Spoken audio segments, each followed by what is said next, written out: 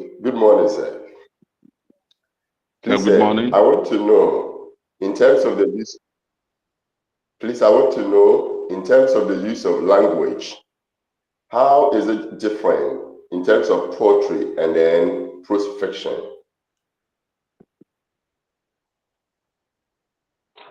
Oh, okay. Have you done prose fiction? Yes, sir. And you saw how everything was written directly to you, directly. In poetry, they will not say it in that much. They will not. They try to compress it and say a lot in a bit of space. We'll get examples to look at, and you understand what you are saying. Right. Okay. So let's go on with the characteristics of poetry. Characteristics of poetry. We will attempt to mention some characteristics of poetry, but then that will not be enough. And in some instances, these characteristics of poetry may apply differently. For example, if I talk of rhymes, rhymes may apply in lyrics, but may not apply in some kinds of narratives. If I talk of stanzas, some poems may be just one stanza, but will have internal structures and so on. But then when we put all of them together, they are the elements that define for us poetry. So let us attempt that quickly. Now we know that rhymes is a way of seeing similarities in a sound. Seeing similarities in a sound. Take note, not in words, but in sounds. They are more of phones. They are more of homophones. So if I have a word like cat, cat, C-A-T, cat, and then C-H-A-T, that. My element of similarity is with the A-T-A-T, not the M, not the T-H. Good. That's what I mean by rhymes. So when we look at some poems, we can see that there's a way of writing the words such that the sounds follow defined patterns. The sounds follow defined patterns. And in some cases, the similarity in the sounds may occur at the end of lines. May occur at the end of lines. So I may read a poem which the first line will end on day, the second line will end on say. In that sense, there's that end rhyme. There's end rhyme in day and say. There's end rhyme in day and say. In another line, we may have fright, and then right. Fright and right. In that sense, there's a rhyme in right, as in fright and right. And that will become end rhymes. It's also possible to have those kind of rhymes within the line, and it's called internal rhymes. Within the line, we can have sounds that are similar. There's a defined pattern in the sounds. That's called internal rhymes. Or we may have it at the beginning of the lines. That is called initial rhymes. Please take note that these are not the same as repetition. If they are repeated, they cease to be rhymes. If they are the same words, they cease to be rhymes. We're looking at sounds that are similar. sounds that are similar. So we can say that rhymes in poetry can be manipulated for several important effects. Rhymes in poetry can be manipulated for several important effects. One of it is to create musicality, musicality, musicality, because the sounds are harmonized. The sounds are harmonized. So it is used to create musicality. It also can be used to influence the attitude of audience towards the subject. Let us say that, let us say that in cases where there are perfect rhyme schemes or perfect rhymes, it means that the message being put across has some element of perfection, some element of universal acceptance, some element of truism. Now, instances where the poem will not have a defined pattern as with the rhyme scheme, it means that the message in the poem is debatable. The message in the poem cannot be accepted by all of us as a goal. We may debate it. For example, in most African poems, where the messages are not sacrosanct, but the messages are a bit contestable, the schemes do not follow. Meaning that, yeah, this is a message I've posted there. What do you think? Do you think my reasoning is right, or you have something to say? So the rhyme scheme influences the attitude of audience towards the subject or themes of the poem. The rhyme scheme also helps to define the structure of the poem. We shall see as we go on. We shall see an instance where a sonnet is defined by its rhyme scheme, or a sonnet is divided into stanzas or structures by its rhyme scheme. So it does that. The rhymes also can influence the mood, the tone, the atmosphere of the poem. The mood. Is it a happy mood? Then we should see it in the rhyme. Is it a sorrowful mood? We should see it in the rhyme. Right. Then we're also saying that it gives emphasis to words and then also helps in memorization. If I ask you to tell me some importance of rhyme schemes, you should be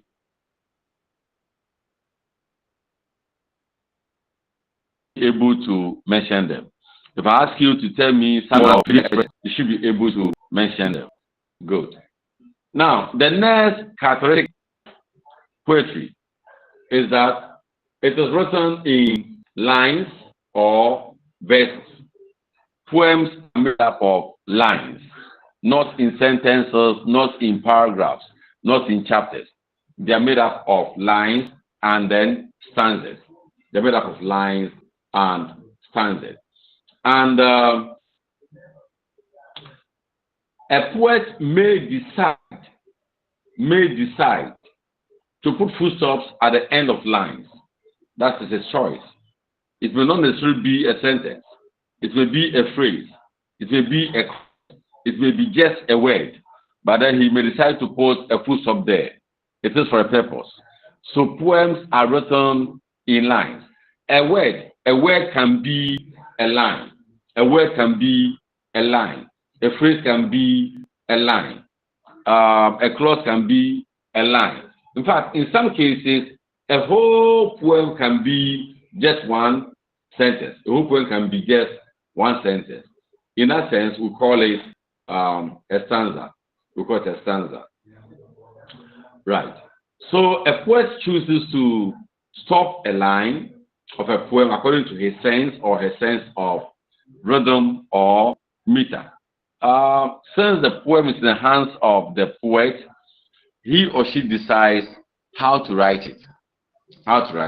So a line or a verse serves as a unit through which poetry is composed, through which poetry is composed. Right.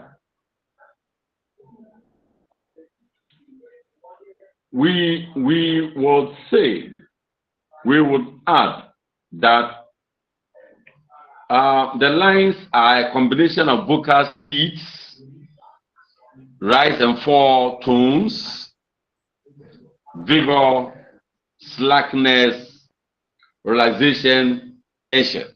So if I take a line of a poem, for example, if I take a line like, shall I compare thee to summer's day? In it, I want to see some element of speed. How fast should I read it? How fast should I say it? That is echoed in the lines.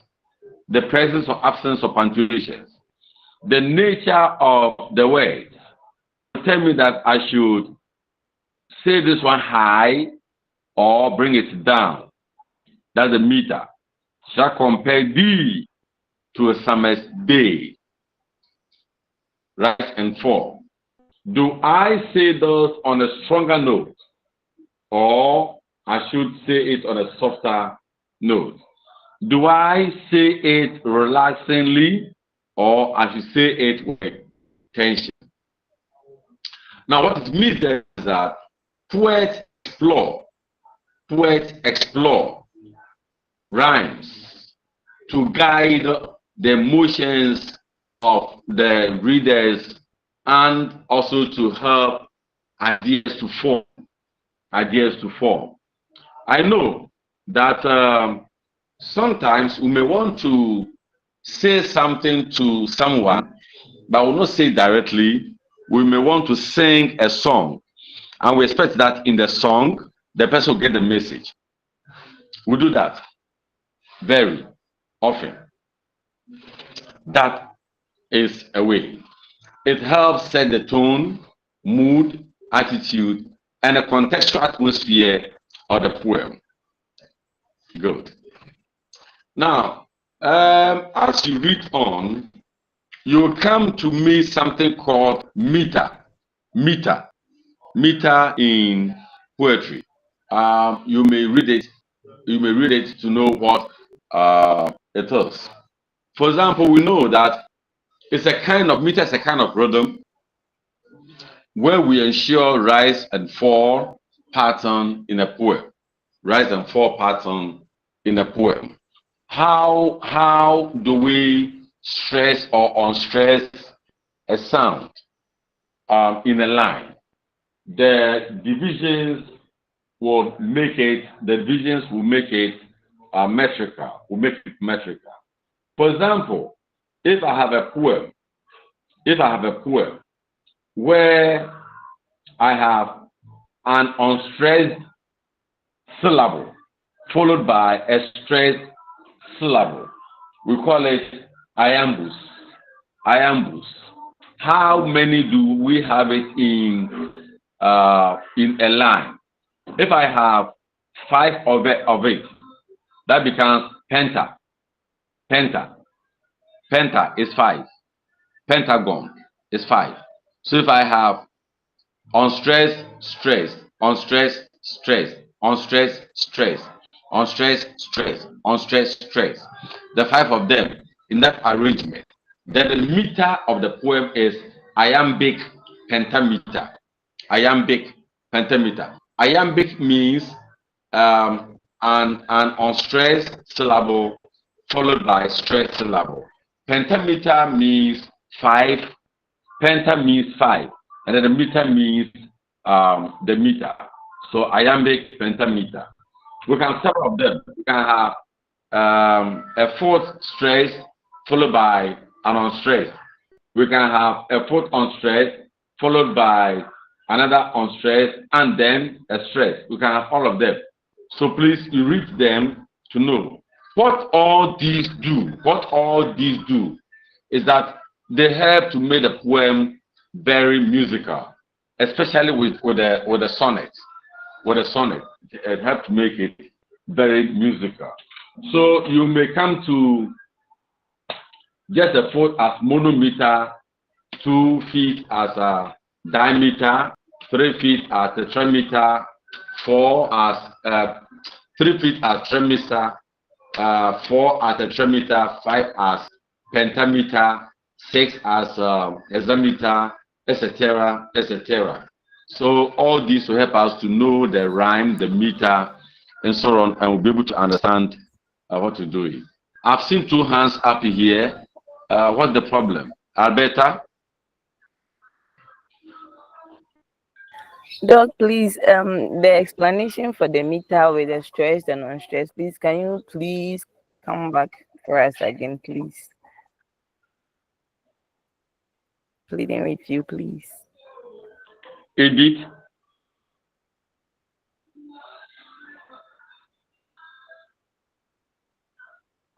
Edith?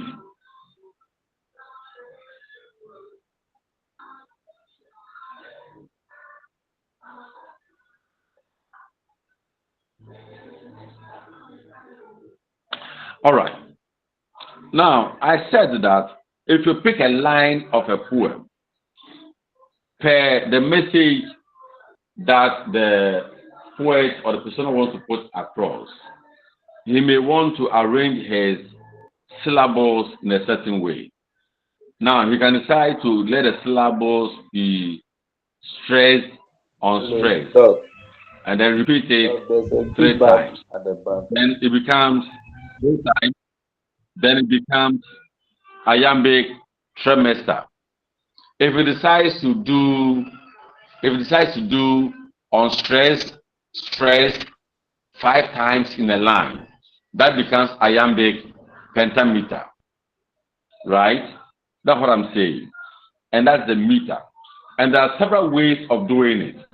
You can do it in 3 times, can do it in 4 times, 5 times, 6 times, etc. So it's about repeating the stress on stress patterns number of times in a line. So the nature of the arrangement of the stress and the unstress will give you iambic, will give you trachea, will give you anapet, will give you dactyl. The number of times that the ambus or the iambic or the trachea or the anapet or the dactyl will appear can be monometer. If it's just once, monometer. If I have a disyllabic word, and then there's a stress, unstressed part, and then a stressed part, that gives me iambic monometer. If I have 2, it becomes iambic diameter. If it is 3, it becomes iambic trimester. If it is 4, it becomes iambic tetrameter. If it is 5, it becomes iambic pentameter. That's what we are talking about. Is that okay?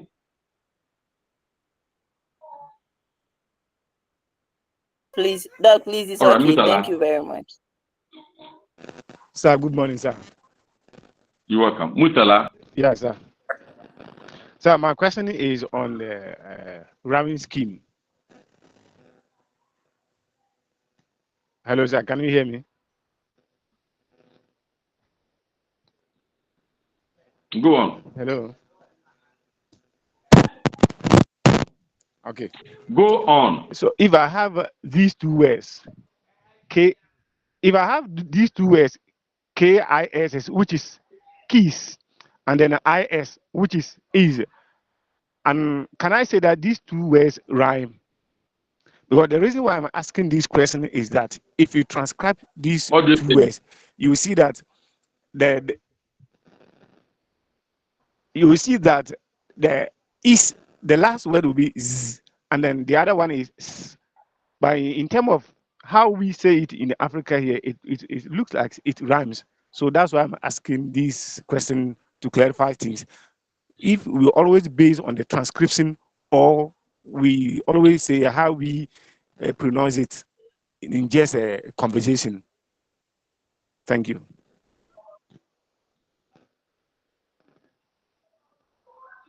Can I go on? Because I've told you we're not interested in the words. We're interested in the sounds. So if you know that one is, and the other is. They don't rhyme. All right. Thank you, sir. The next characteristics of poetry we all know is the stanza. The stanza, which is the divisions we have in a poem. And yes, some poems have the external structuring. They have the external structuring of the stanza thing. Others may not have the external structure, but have the internal structure. For example, if you look at sonnets, most sonnets are one stanza poems, but within them, they have the structures. So a stanza can be defined as a group of lines taken as a unit of measure, a general bound together by some scheme of rhymes or line spaces, and projects an aspect of the message of the poem. A stanza can be defined as a group of lines taken as a unit of measure, a general bound by some scheme of rhymes or line spacing, and project an idea of the message. That is one.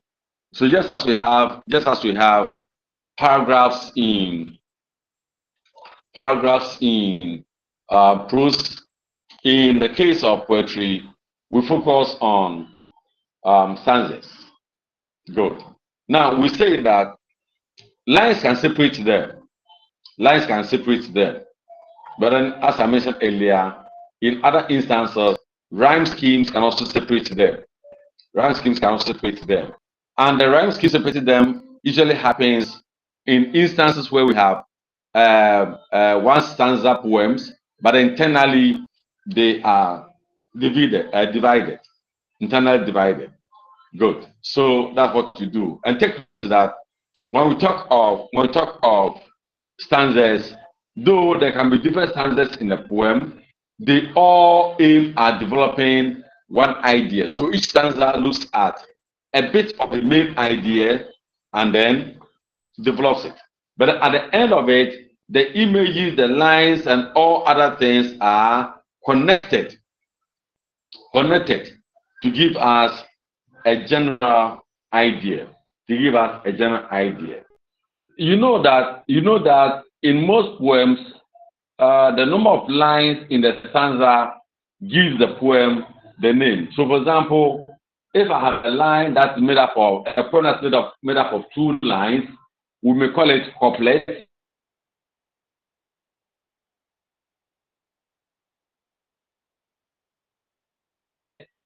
If I have a poem that's a stanza made up of 3 lines, we may call it a tenet. If it's 4 lines, we call it quatrain. 5 lines, 6 is septet, 7 is septet, 8 is octave, and so on.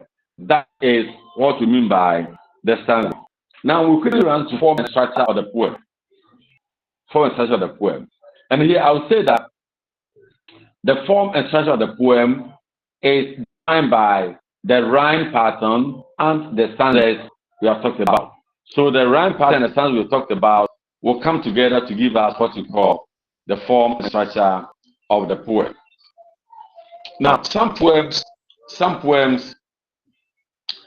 the nature of the message in the poem will also give it the structure. For example, if I am dealing with a sorrowful poem, that means I'm writing an elegy, and the elegy will give me the structure and the form. We'll get to that.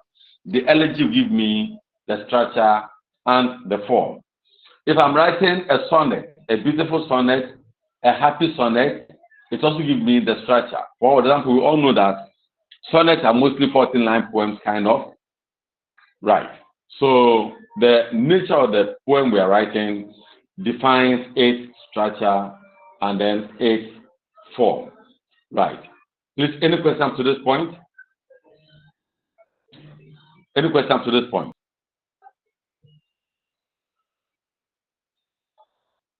Any question?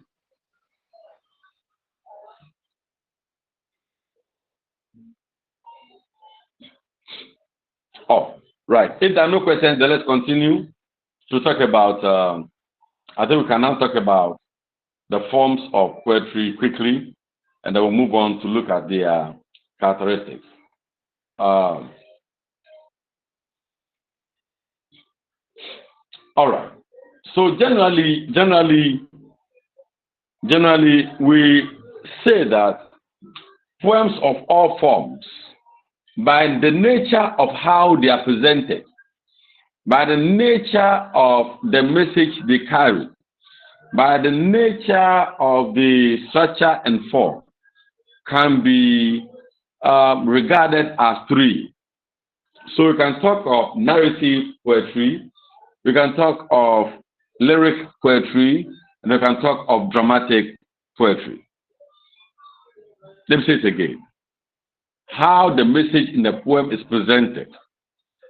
For example, if it's like, oh, sit down, let me tell you, and I will listen. That one can be called a narrative poem. If it's one that says that I'm sharing, can we think about it? Can we reflect over it? And then we'll all make the meaning out of it. That is lyric poem. If it's about sit down and let us see it performed, that's a poem in performance. That becomes dramatic poetry. So these are the three main types of poems we have. Now let's take them one by one and talk about it there.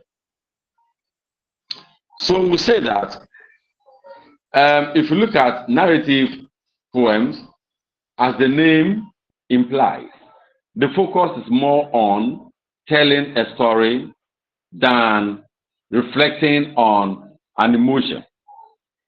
In a narrative poem, we tend to focus more on the story than reflect on emotions. In the narrative poem, we see the element of prose fiction as we discussed the other time, such as plot, such as well-developed characters, such as point of view, such as setting, and so on. So depending on how long it is, narrative poems can be long, can be short.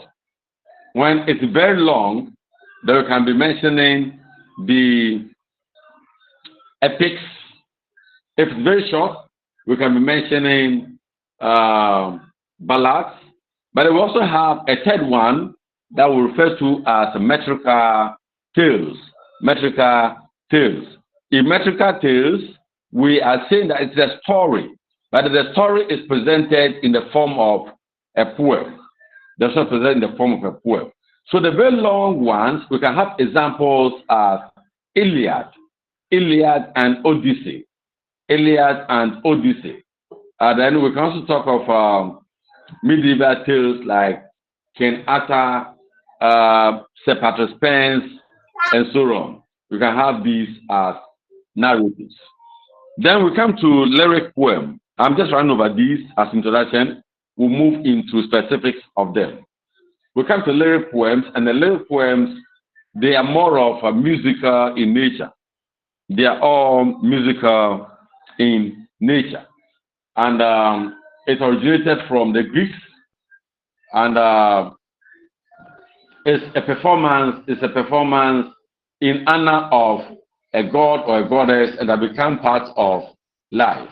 So lyric poems or lyrical poetry has the objective of personal emotions or reflections of the writer. So it's a kind of poem where the emotions and the reflections are higher than the story. They're higher than the story. And they come in the form of song-like expressions. They come in the form of song-like expression. So sonnets are good examples of lyric poem. The third one is what we call dramatic poetry. This is where there's a kind of a performance. We may not see the overt, the clear performance of characters, but then it's possible to read and listen and realize that there's one character speaking to another character. There's one character speaking to another character. That's a dramatic poetry, dramatic poetry. So just like a play, in dramatic poetry, characters speak and act. They speak and act. And we have the persona, where the persona either speaking to or spoken to by an imaginary character, imaginary character. Good. Now, so there's one character of yours, but then there are others that are imaginary that we see. That is the dramatic character. Let us do a quick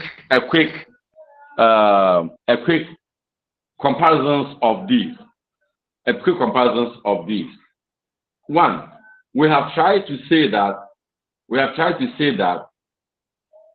lyric poetry will have more emotions and song-like qualities than narrative poems. Because in narrative poems, the focus is to tell a story and not necessarily to bring out emotions, song-like qualities, or acting. Dramatic poetry would also have the staging actions dominating storytelling. But then take note that there's a caveat I need to share with you. The caveat is that in all these, the poems get their definitions. The poems get their definitions by issues of dominance. Issues of dominance in the sense that if I have more characteristics of lyric in a poem, it passes for lyric. If I have more characteristics of narrative in the poem, it passes for narrative poem. But then it is also possible to say that a poem may be lyric, but could have a lot of things of narrative in it. Could have a lot of things of dramatic in it. But then which of the features dominate? Which of the features dominate the characteristics of the poem? It is that which defines it. Go.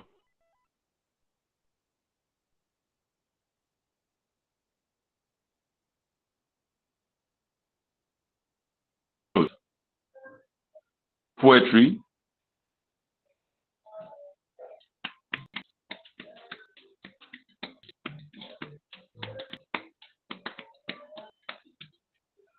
All right.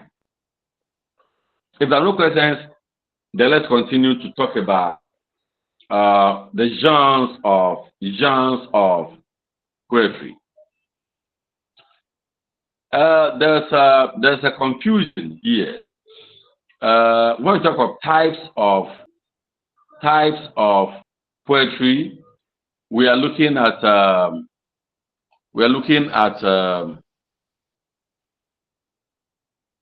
narrative, lyric, and then dramatic. We can talk of genres of poetry, and we'll look at oral poetry, written poetry. Today we have spoken word and others. Good.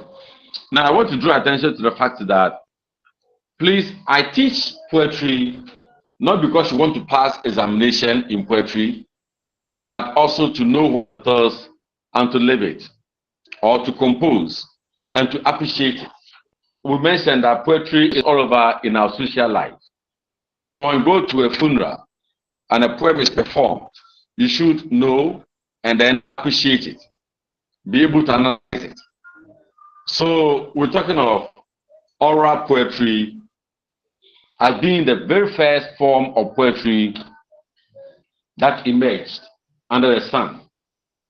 And we will say that the oral poetry, which is passed on from by word of mouth and does not have a defined authorship because it belongs to the society, serves as the inspiration, serves as the structural guidance.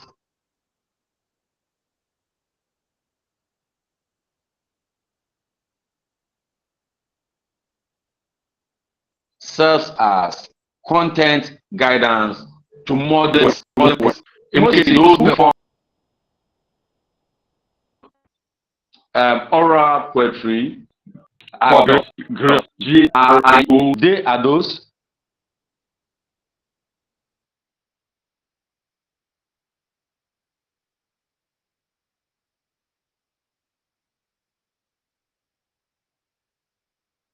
who perform oral poetry. Now, we include all you perform it. For example, when you go to a funeral and then they are performing libation to the ancestors, which is poetry, you realize that the performer does not just write, but then he performs. He puts up a performance. He will lower the cloth. He will remove his legs from the sandals, and then he will attempt to do a kind of performance that is dramatic in a way. But if you also listen to him, you realize that he's sharing the emotions of the people. In the same way, if you listen to Deji, they are also performances, right? So all the three types of poems we have mentioned, they all come to play in what you call oral poetry. Now, let me say that oral poetry, unlike written poetry, finds its roots in tradition. It finds its roots in tradition. So we say that oral poetry can be equated to traditional poetry. And in Africa, traditional poetry is purely ritualistic.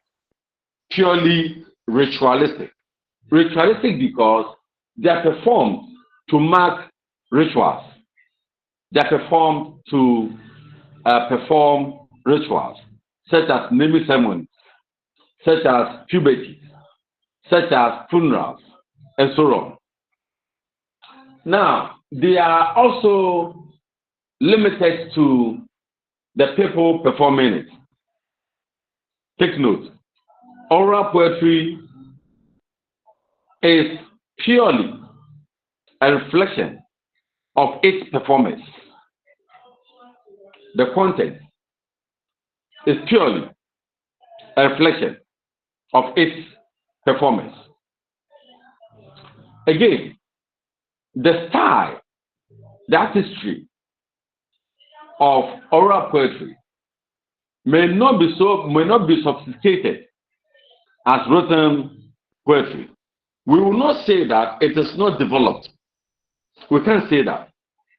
It may be developed in the context of the people performing it. But then somebody can pick it up and then give it a very strong artistic performance. Good. Now, oral poetry, as I've said, reflects the beliefs of the people performing it. It reflects the beliefs of the people performing it. Sometimes it may be too metaphysical. It may be too metaphysical.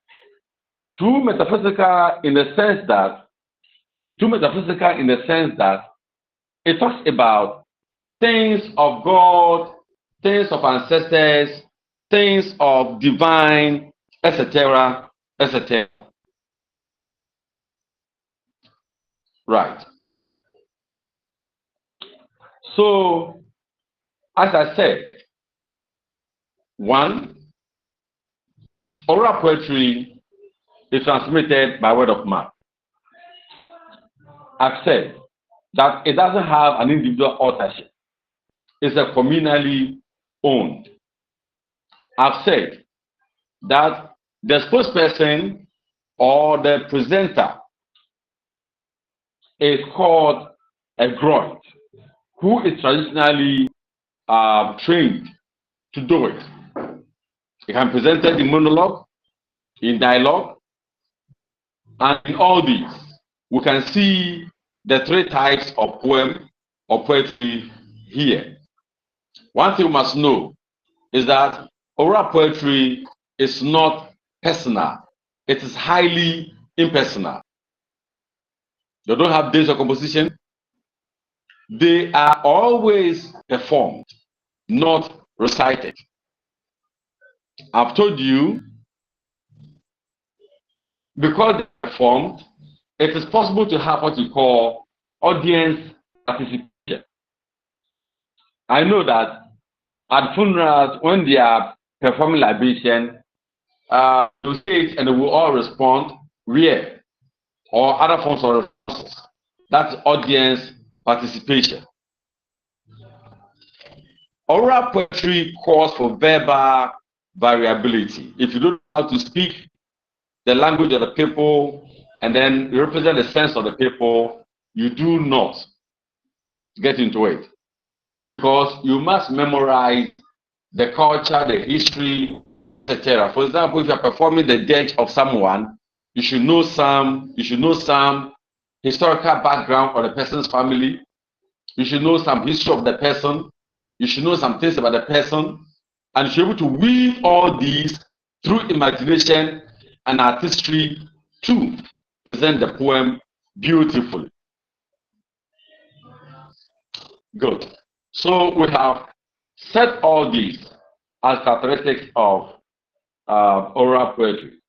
The language being local, and quite colloquial. Quite colloquial because it is a simple language reflecting the basic relationship that we share. I've mentioned that it reflects the beliefs and the worldview of performers. I've mentioned that it dwells on the traditional artistry. We have mentioned that. We have also mentioned that it is built on the memory of the performer. It's built on the memory of the performer. Good. And then it was ritualistic because it's linked to traditional and social performances and so on. Good. The next one is written poetry that we all know comes in the form of on the heels of science and technology, written to be read, then easily retrievable with specific writers and so on. So unlike oral poetry, written poetry is met with some enthusiasm, and it is a bit personal because the one who is writing it writes it to reflect his or her own personal feelings or personal ideologies and so on, and it reflects the persona's emotional state and so on, emotional state and so on. Good. So we can say that the written poetry has a defined author. The date can be traced. The artistry is linked to the composer. There's a personalized, complex style, and so on. And it's a personalized poem because the one writing it can identify a specific entity to write about, or write about himself or herself. We have also said that the language of the written poetry is a bit polished. It does not mean that it cannot be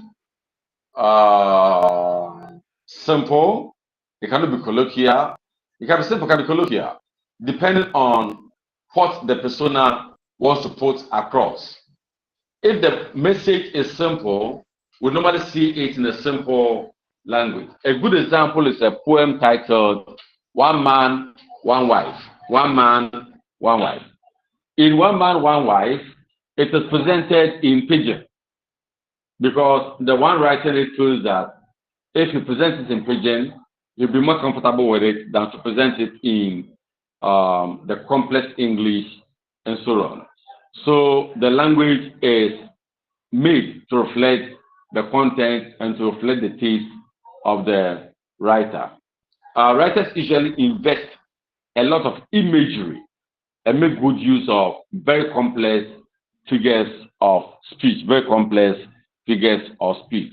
You can read a poem titled The Cathedral by Kofi Awoonor, and you would appreciate how complex his imagery is and how complex his figures of speech are.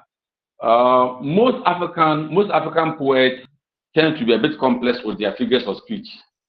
They tend to be a bit complex with their figures of speech. Good. They also possess elaborate metrical patterns, elaborate rhyme schemes to reflect the message and other stanzas. I've mentioned to you that if a writer, in fact, if you compare traditional poems to, that's oral poems to written poems, you can see that most oral poems or traditional poems have defined the rhyme scheme because they speak about common things that reflect the interest of the entire society. But in the written poetry, that is not the case. That's not the case. The writer designs his metrical pattern, designs his rhyme schemes, designs his stanzas to reflect the specific interest that he intends putting across. Right. So there's a mastery over the message. There's a mastery over the message. That's why they show that, yes, we have been educated and therefore we know better. So we can say it better than the oral poetry. Good.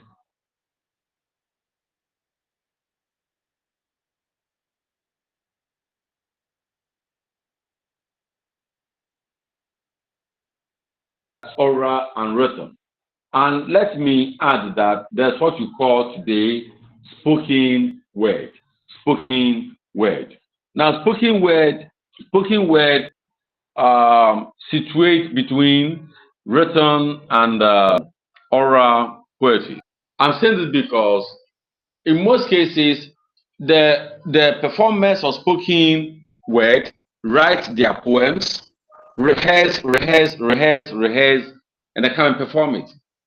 So we can trace it to a paper. We can trace it to a paper.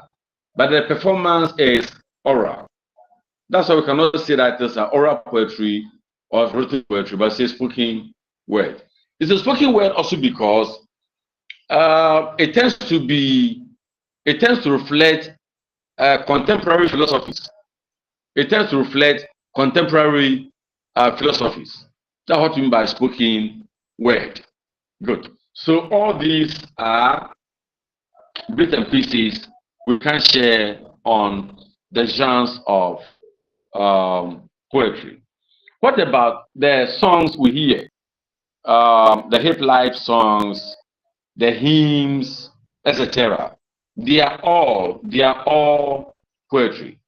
So for me, songs are poems in music.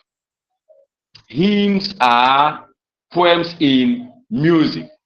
Other poems are songs in recitation, and so on. So we can convert poems into songs. We can convert songs into poems, and so on.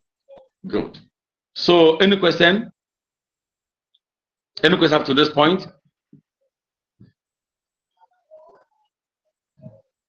Any question? All right.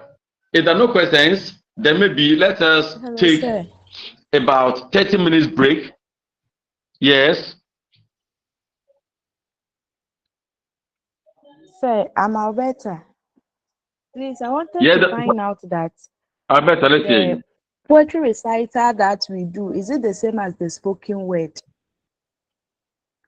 Please, I want to find out that the poetry recital that we do or we observe at some occasions or some programs, is it the same as the spoken word? Not really. Spoken words are the kind of the reggae kind of performance.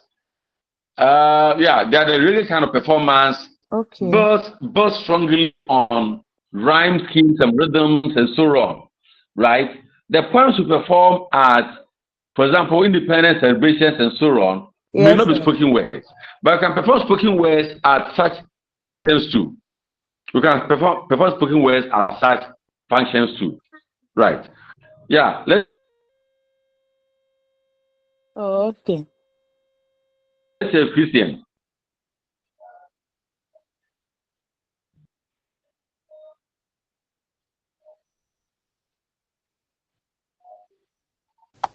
Christian, your hand is up. Christian, your hand is up. If you are not ready, let's hear Salifu. If you are not ready, let's hear Salifu.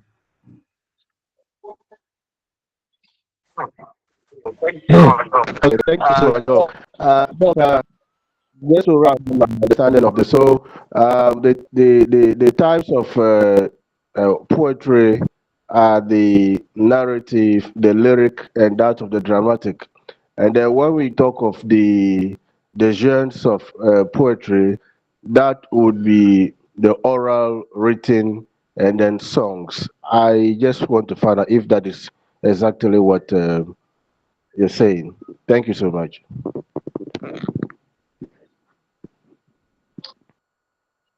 Samuel, can we hear you?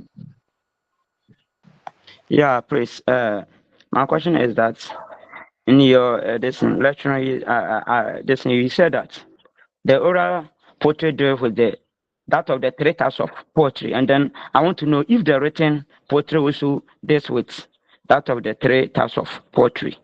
Thank you very much.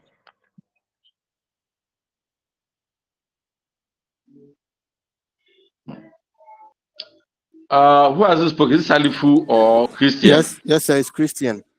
My question has to do with the intention of the poet, because we understand that the poet is communicating an issue, something to the audience or maybe the person who is listening, but he intentionally hide the meaning through figuratively. He intentionally chooses words that are so tense or compressed that the reader will find it difficult to understand what he wants to communicate. So, what actually is the intention of the poet? Thank you. That's a sensible question. The intention of the poet is to communicate a common idea in a more elevated way. A common idea in a more elevated way, such that the message will stay on forever. That's the intention. It's not something to say and then let it go. You know, there are things we say and we forget. But how a statement is woven, obviously, gets the statement to stay with you for a long time. That intention of the poet. That's why the sense of artistry, the sense of imagination is very, very important in poetry.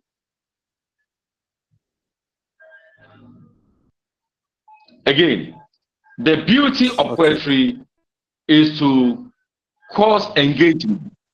So when readers engage the poem because they need to engage the poem to get the real meaning of it, that's where other things come up. But if we say it's a person get a message and that's the end, no, it doesn't really excite beauty. No, it doesn't. That's the intention of the poet. All right. So let's end here. We'll come back at 9:10 to continue.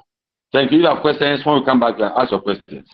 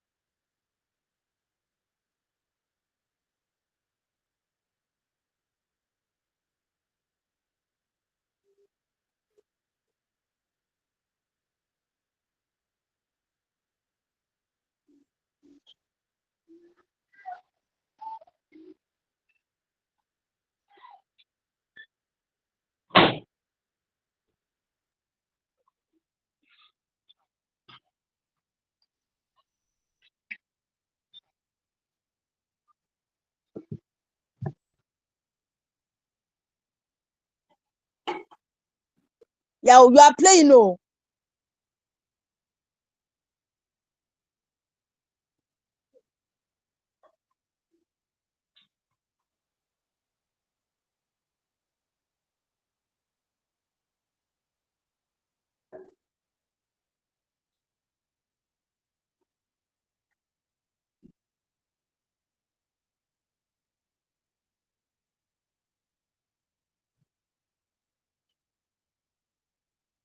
Yeah.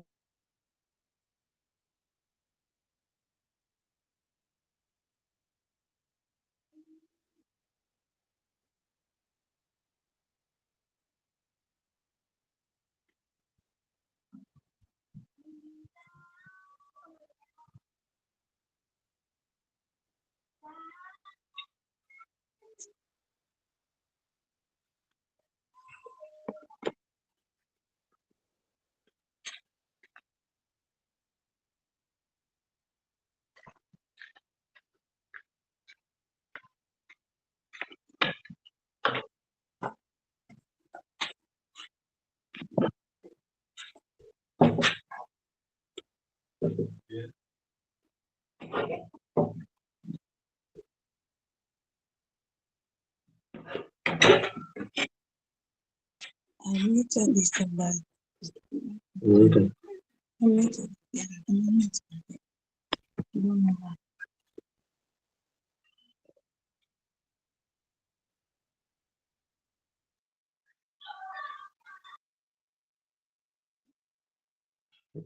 I'm muted.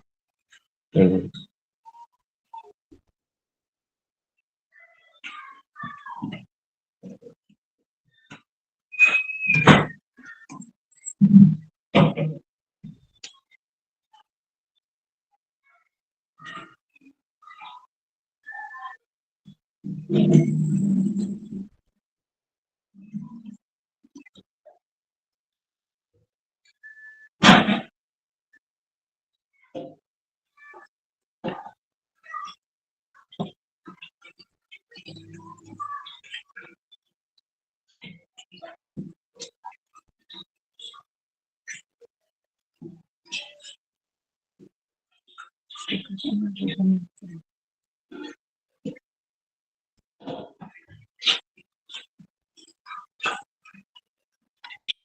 Sir,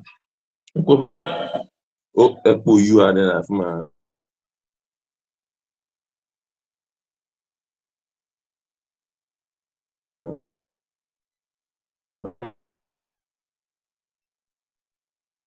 I think, yeah. Mm.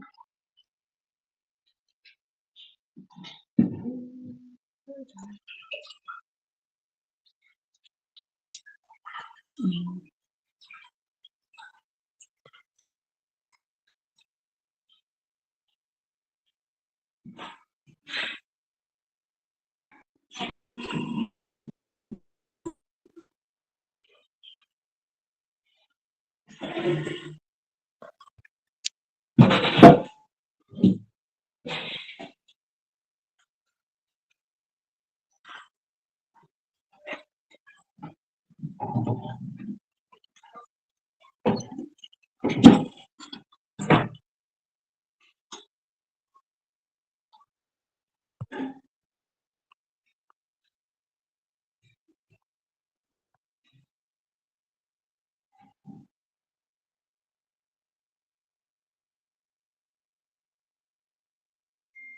I'm still there.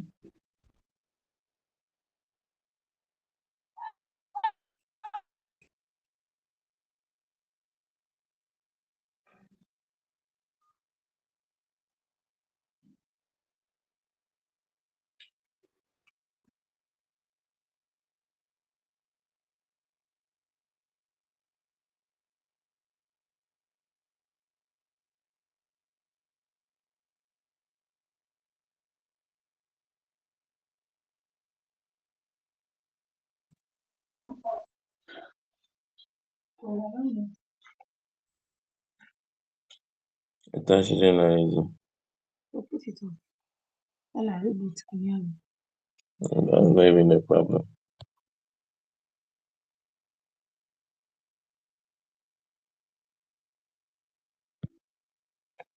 Hmm.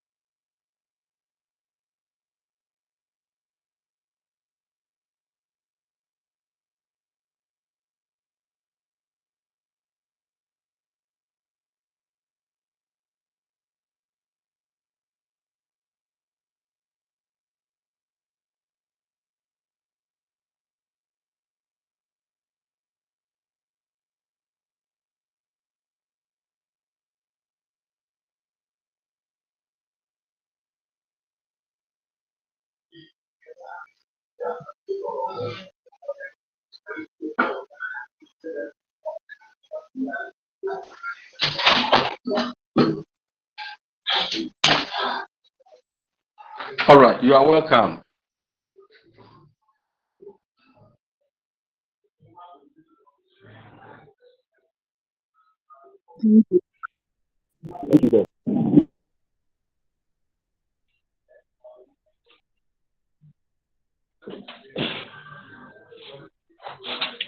So we are continuing. For today, we are doing just the rudiments, and then maybe when we meet next week, we'll delve into the real business of analyzing what it is, characteristics, features, forms.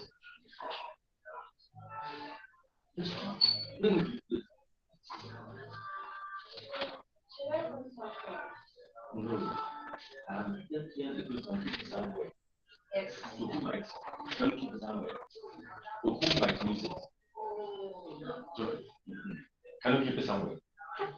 Okay, go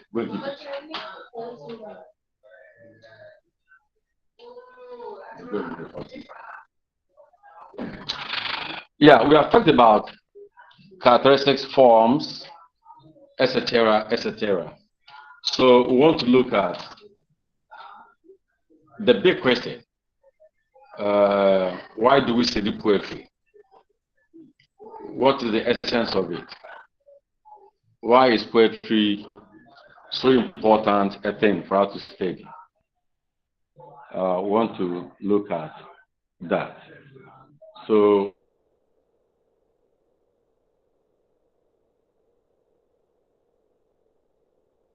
we will be concerning ourselves with functions of poetry.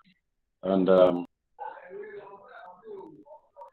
one, I would say that literature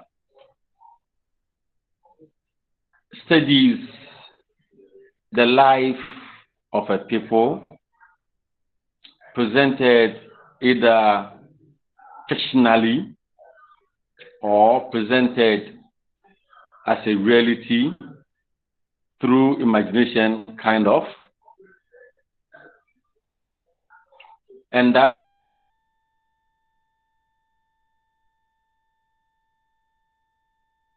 as a reflection of life, it gives us situations and conditions as they were, as they are, and possibly reflect into the future.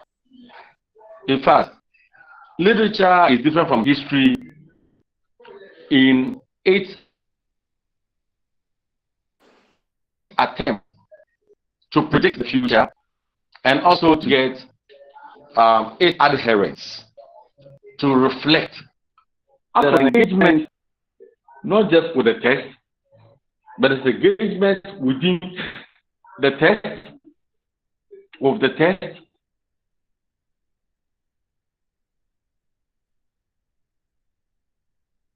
after the text, and flips on. Literature performs dynamic functions. Rose, take on the video. Literature looks at dynamic situation.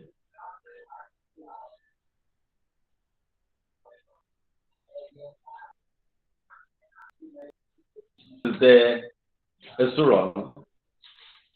But as events happen, we try to live it. We try to live it.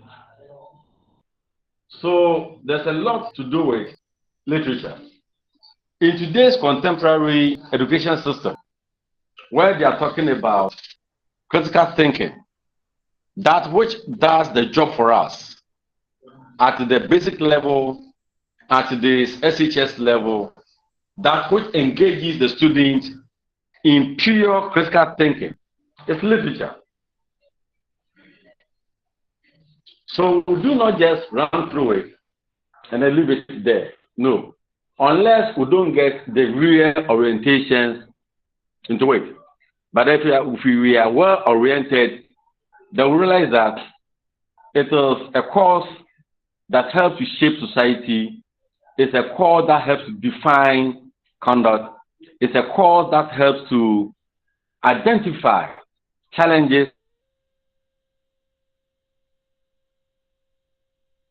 and find solutions to it. For example, you know that when we watch movies, the movies we watch, be it a Jeko movies or Shelley from Palmer's movies or whatever, the key ingredient is to reflect society. So after watching it, we tend to learn. And that is what literature does for us. Good. So there is that social, political, economic, religious, or other forms of relevance to literature. And we need to, please. So we need to appreciate literature from this perspective and then understand that it's not something that we are doing just for academic purpose, but something that we live with. So on that score, let's draw attention to the fact that literature of all kinds perform two broad functions. Beyond what I have said, all that we're going to say may be situated in what I have said, the preamble I have given. So, literature performs two broad functions, implying that poetry will also perform these two functions. The two functions of literature, one is called generic function, and instrumental function. Generic and instrumental functions. Now, as the name implies for the generic means or refers to, comes from the word general. And this general function, of course, relates to the general functions of most readings and literature, as we've mentioned. And we know that some basic reasons for which we watch movies, we read, we listen to music, we engage in all forms of literature, is to entertain ourselves. That's the first basic function of literature as a generic function. So after entertaining ourselves, we ask, how does poetry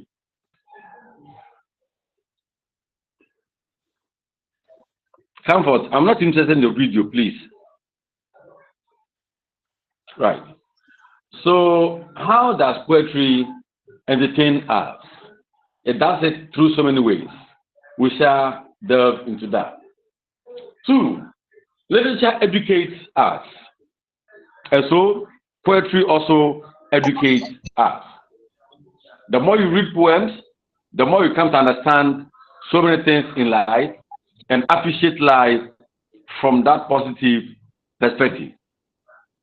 3, there are a lot of information that we don't get from books, from classrooms, but when we engage with literature, we get those information. In fact, literary information are classified. Literary information are classified. So when we engage in literature and for that matter poetry, we get informed. Right. So these may be the instrumental generic functions of literature. So I did mention that it entertains, it educates, and then it informs. To preserve the equilibrium of human mind. The equilibrium of human mind. It offers closure and decisions to victims of societies in moments of loss or crisis. For example, you are bereaved, weeping hysterically, and somebody comes to sing a song, and a song touches your heart, they realize that the pain is fading and that you begin to appreciate that, yes, the loss is a loss, but then there's life after the loss. Right. So that is how literature helps to create equilibrium to the human mind. You have been disappointed by someone who promised you something. You cry your heart out, and then a song comes, a poem comes, a spoken word comes, and realize that, yeah, this is fine. This is fine. So you begin to appreciate it. Or you watch a movie, and the movie is just about the experience that you are sharing, and then the solace that the movie offers gives you that relaxation. So it helps to create that mental equilibrium. We will also say that poetry serves as a medium through which historical events are preserved for communal response and knowledge. Historical events are preserved for communal response and knowledge. I know most of the panegyrics, most of the praise songs that we hear around reflect or echo historical incidents. If you listen to the praise poems of a king,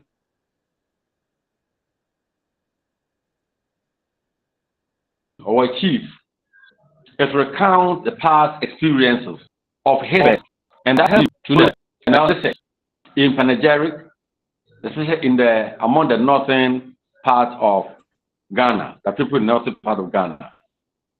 And when you read those things, you would appreciate the fact that they are recounting the experiences of the past, historical experience of the past, through imagination. So we get to know, we get to preserve them, and then reflect over them for communal response and knowledge. The next thing is that poetry provides an avenue for us to express certain emotions, ideas, or thoughts in us, which ordinarily we could not have expressed in society. This is what Wordsworth mentions as spontaneous overflow of powerful feelings. You go through an experience, there's no one to share the experience with. You take a pen and paper, you write the experience on the paper, and then you start reading it, and it is shared. And you have that sense of peace. So the thoughts and emotions that you cannot share with others can be done through poetry.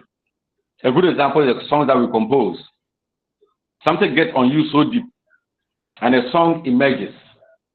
You sing, and you are okay. It helps to develop the imagination of its audience and readers. That's crucial. It helps develop imagination of its audience and readers.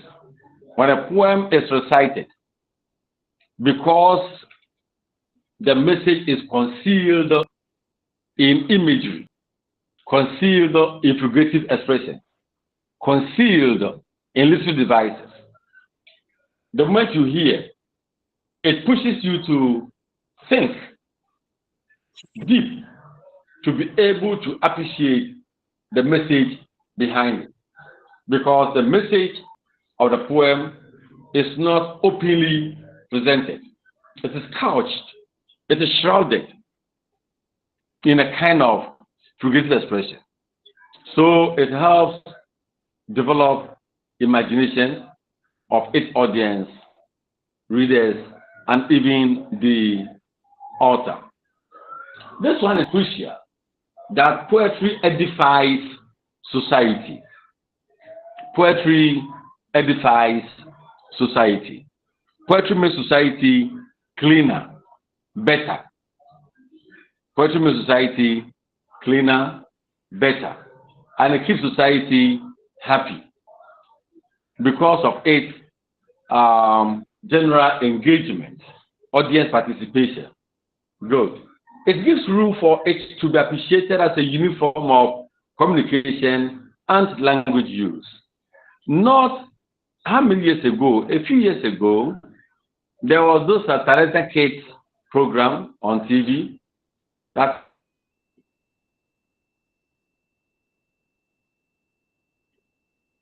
was TV3, I guess. And it's a boy who won through his use of poetry. So he comes on stage and recites his poems, and then we think through it, and we can decipher that. Yes, indeed, this boy is speaking a real thing, real philosophy, couched in beautiful language. So when we are done with all this, we'll move into the poem and why we should learn it.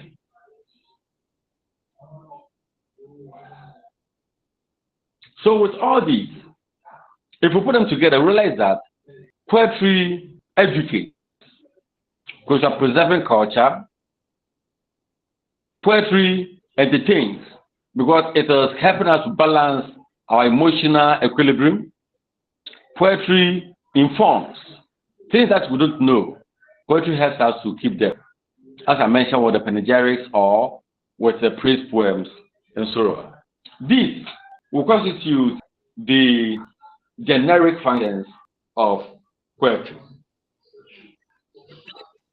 Now let's move to, unless there are questions. If there are any question on this generic function of poetry, any question?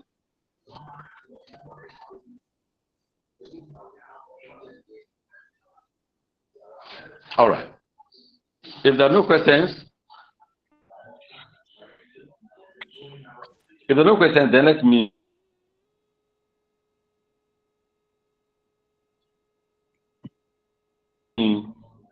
move to, or let us move to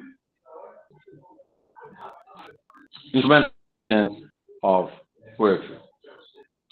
Now, by instrumental functions of poetry, by word instrumental, we are saying that poetry is used as an instrument.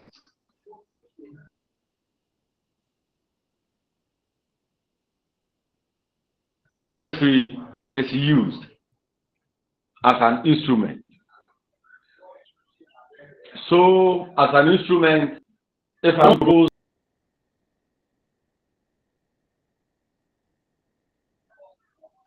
I can develop a very beautiful poem, and then if I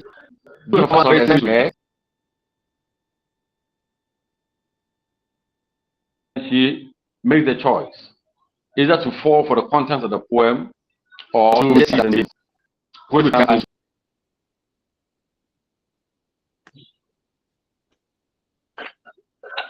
we go to a funeral, and there is a widow, someone who had deprived a lot of their properties, lying in it. We want to tell the world how we have suffered at the hands of that person, and then we start singing, we start crying, wailing. You go and stand before the body, you sing your death, and then people get to know that the person has done A, B, C, D to you. That makes poetry an instrument. Someone has done a great thing. Someone has done a great thing, and they want to show appreciation. We create a poem, we perform it, and we see the appreciation duly communicated to the recipient. So poetry is seen as an instrument to perform certain specific functions. In this situation, the particular poem we are looking at, its content defines the purpose it is performing. For example, a debt, the moment we say the poem is a debt, then of course we know that it's going to sing praises or recount an encounter with someone who is dead. So the type of poem we are looking at helps us to identify the specific function of that poem.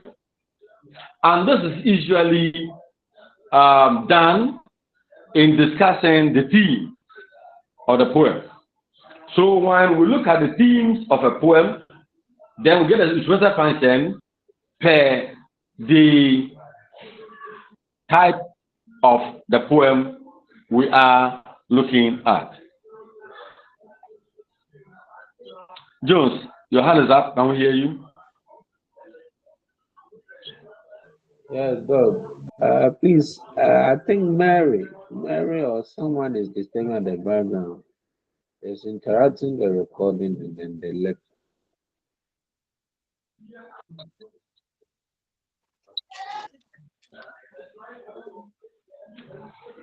All right.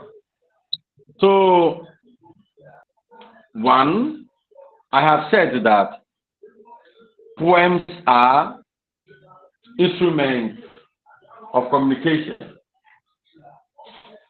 And therefore, when we get to know the type of the poem we are dealing with, then we will know the function it is to perform. Now, most poems,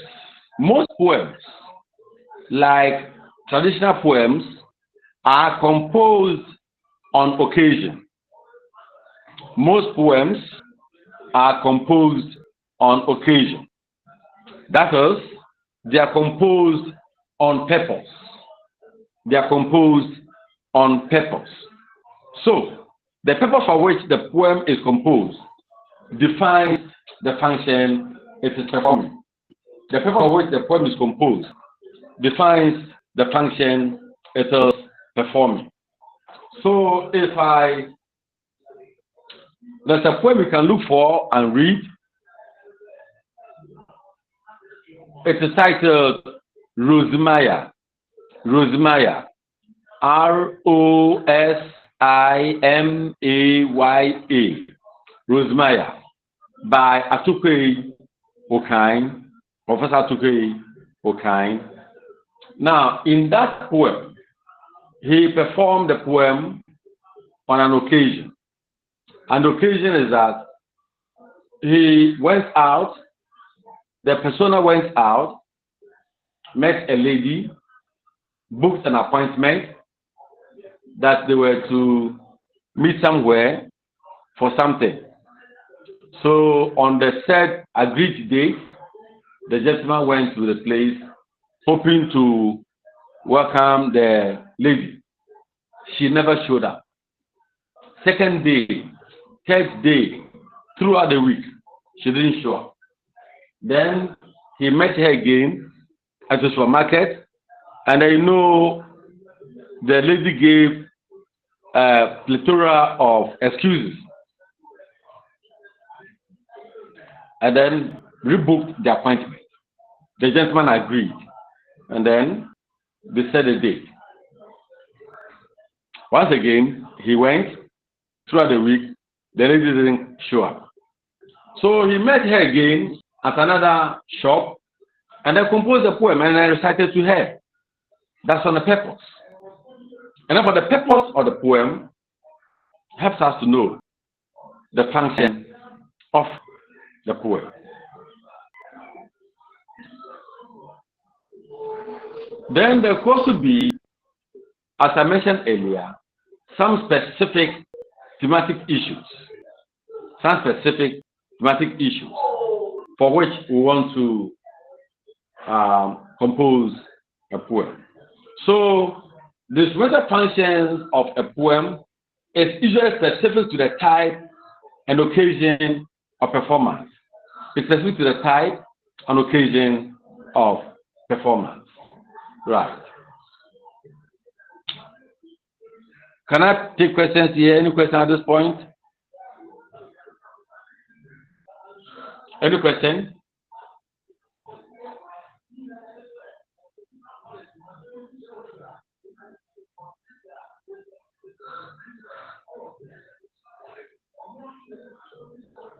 All right. If there are no questions, then let us continue with another crucial thing we need to know, which is also an instrument of use in poetry. An instrument of use in poetry. Now, by saying or saying that those topics that we're going to talk about, which is the imagery as an instrument of use in poetry, then tells us that indeed we cannot do any proper appreciation of a poem without paying attention to this issue that we're discussing. And the discussion is bordered on what you call imagery and image. Imagery and image. Here on mentioned that which you call literary devices is better captured as imagery. imagery. It doesn't have the plural form. We will not say imageries. It is imagery, singular and plural. And there is another one as image. Image. So we'll look at what these are and see the differences between them and then discuss examples. We need them because they are everywhere, but nowhere in particular in a poem. Imagery and images are everywhere. They are in every poem, but then they don't stand alone in a poem. So we say that the imagery and images are examined critically in poems, because the real meaning, the real import of the poem is shrouded in imagery, is woven in imagery, is couched in imagery. Right. So there are several definitions that we can allude to in trying to define imagery and then try to define image. Yes, Shaibu, any problem? Yes, Doc. Yeah, please, I would like to, because I heard you mention of functions of literature being generic and instrumental. But I've gotten the generic, but I didn't get the definition for the instrumental.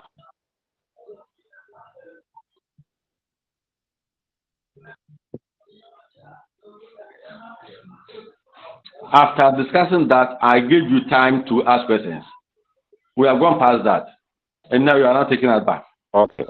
Let me finish. Maybe somebody can help you. Yeah. That's why after every subtopic, I stop, I ask any question. All right. Now,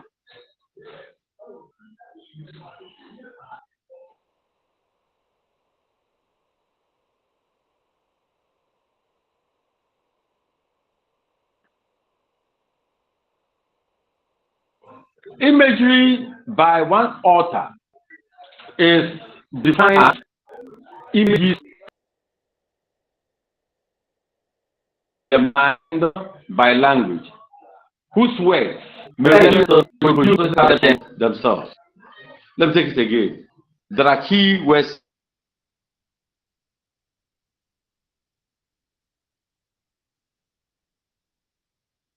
that we pick and then discuss them.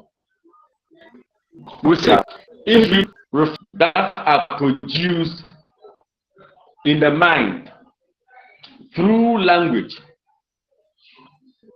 whose words may refer either to experiences to produce physical perceptions, where the reader actually have those experiences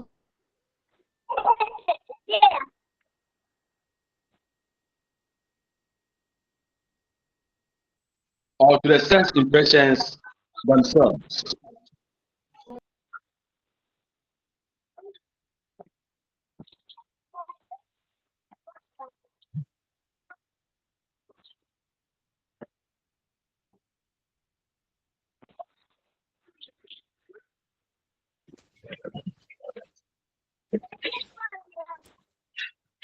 Something.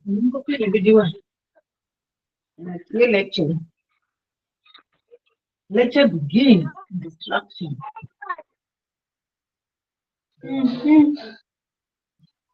The one disturbing us, can you please stop the disturbances?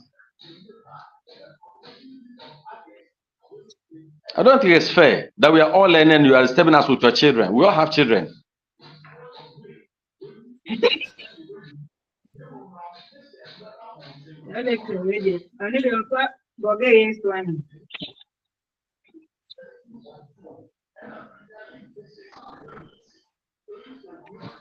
We all have children. Mary, you are disturbing us if you can hear me.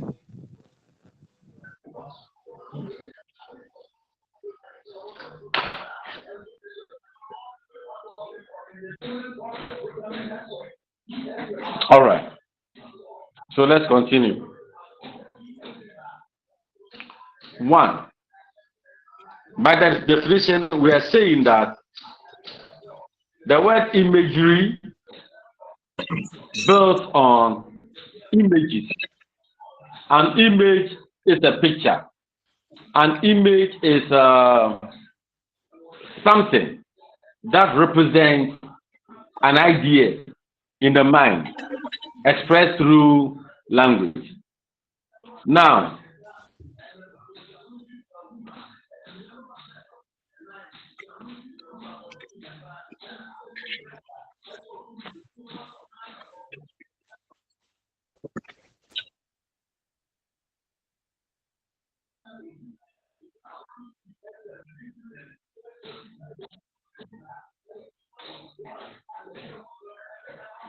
right. So the impression that's created in the mind may reflect experiences that we share. So as I said, the Lord, mind and shepherd, anyone who knows the work of a shepherd will quickly share this experience of being a shepherd and then reflect it in the image God, and then the meaning is clear. So imagery refers to images produced in the mind by language. And the words may refer either to experiences which could produce physical perception. That is 1. Or 2, create senses in the mind. So when I say that the food smells good, then quickly it's food. Smell it. But we're trying to imagine the kind of smell that comes from this food. So when we put all this together, they'll say that imaging will refer to the images that are created in the reader's mind by the words of the poet. Take note that images are pictorial, they are pictures. So when we try to convert these pictures into words by using the metaphors, by using the oxymorons, by using the personification, then we are converting the images into words, and that becomes the imagery. So images are the properties we can experience. Imagery is where we convert those properties into words. That becomes imagery. Any question?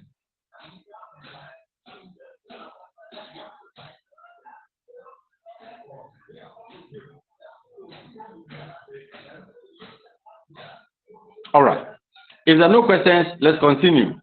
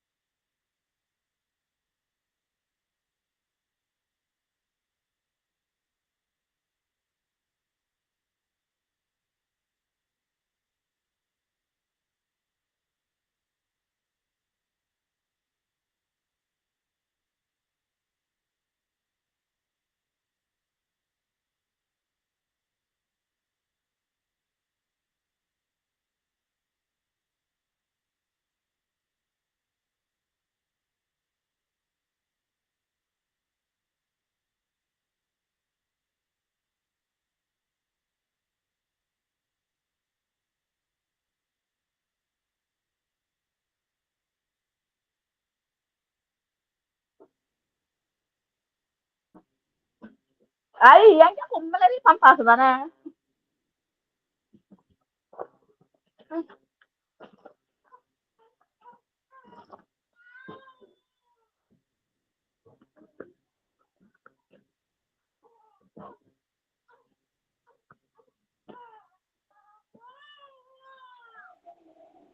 Please, is it me? I can't hear the lecture anymore.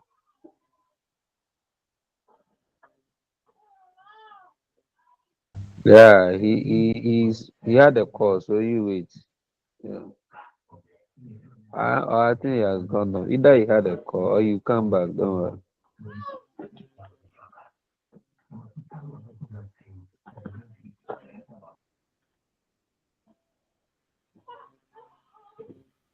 Had a call.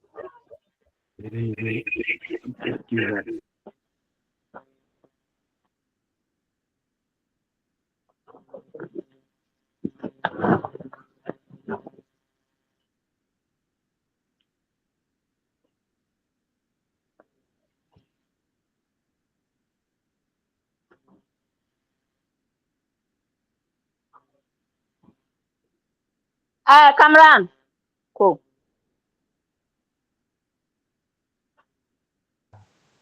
I should too. Everything is being recorded. Oh, as I should to please mute. Of us are laughing. So we telling them to mute. We are laughing.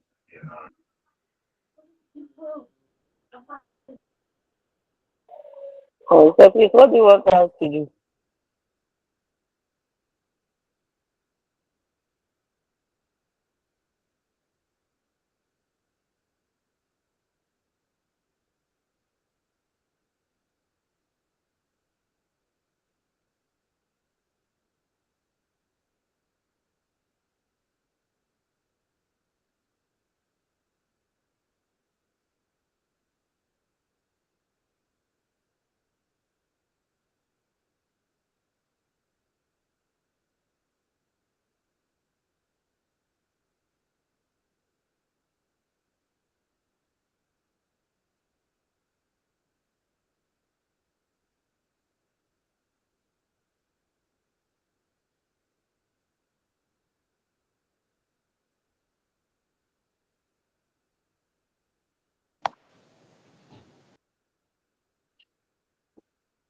Hello, comrade. I want to know whether the lecturer will be back again or he has gone for the day. Thank you very much. He has gone for the day. He should have so just that he has muted himself for some time.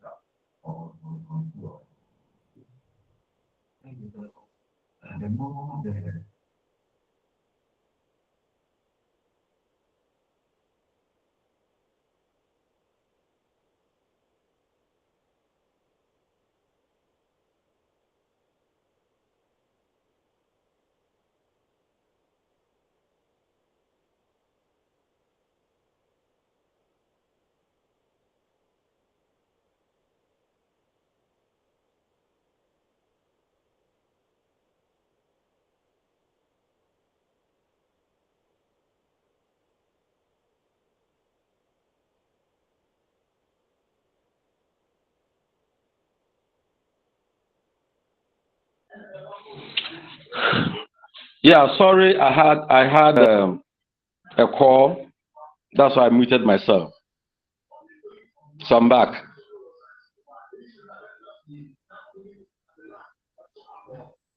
You are welcome, Doc. Thank you. Okay, sir. All right. So let's continue. Yeah. Charity, your hand is up. Any problem? Yeah, Doc. Doc, I have a question. You said that images are the mental pictures that are created by the words, the imagery, through our senses. And so I want to ask, what of those things that are cannot be used by our senses? Like we have love, we have understanding. How do we create the image? Thank you, sir.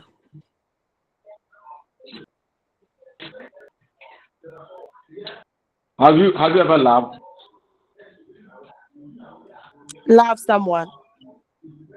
Have you loved? No. Or Yes, been loved? Doc. Have you ever loved? Yes, Doc. Yes, Doc. So can you compare that love to anything that we can see? You can compare. So what will you compare the love to? Concrete thing, any concrete. Hey, Doc, that's very difficult to do. But Like, maybe. So if you can compare the love to the concrete thing, that concrete thing becomes the image. Okay. So somebody will say, I love you like Hamatan Popo. Okay. Then the Hamatan Popo becomes the image. Okay. And then the expression I like you like Hamatan Popo becomes a simile. Then the simile becomes the image. Okay. Okay. Is that right? No.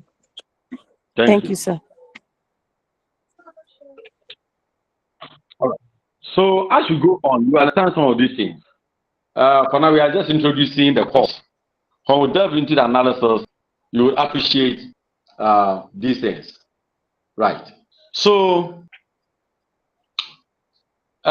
we said the difference between an imagery is that the image is the mental picture that's evoked through our senses of sight, taste, auditory, touch, smell, bodily processes, and movement.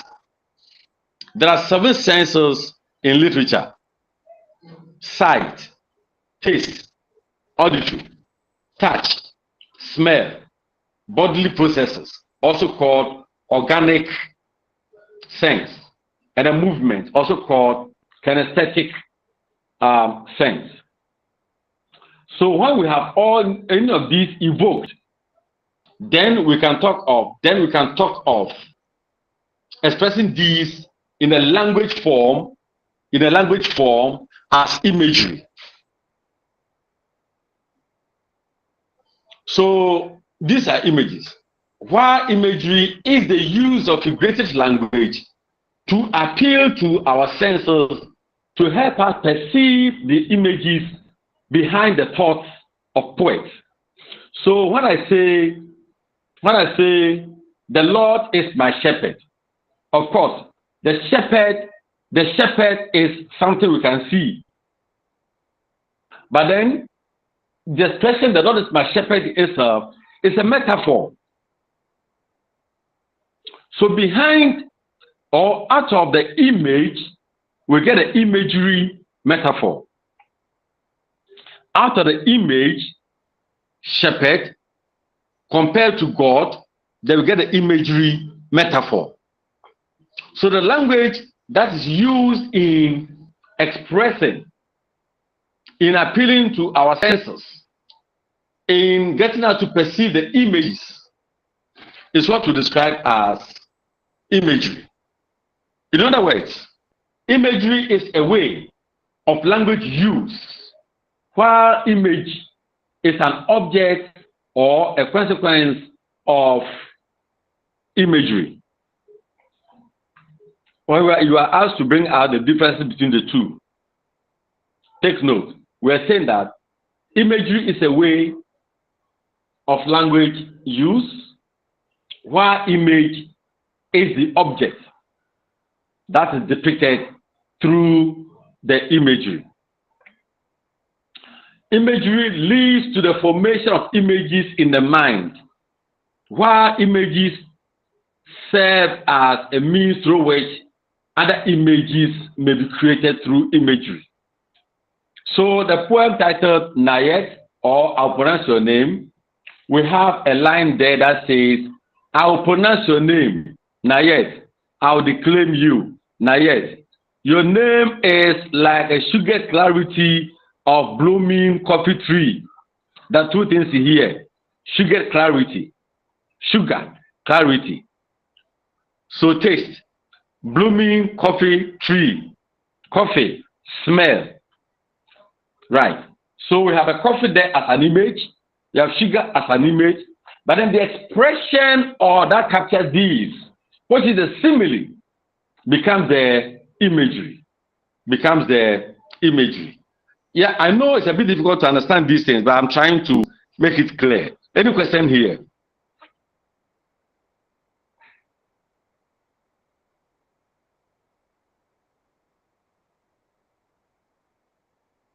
Up to this point on imagery.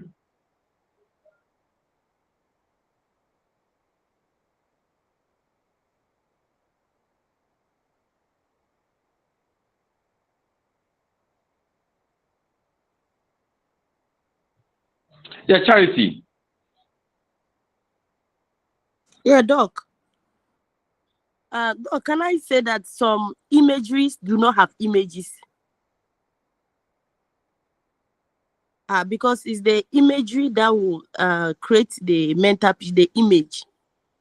So some words do not have image. You can't create an image with it. Any example? Like tolerant.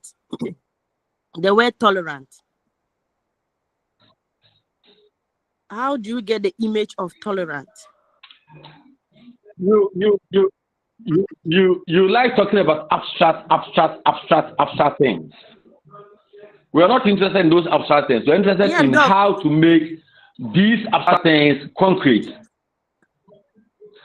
Yeah, Doc, I'm trying to get the if understanding I'm able to make because these I see that it's only concrete. Okay. So the point I'm making is that image are supposed to make the abstract things concrete. Okay. Okay. So that means that it's peculiar to. So I don't know God, do I? No, Doc.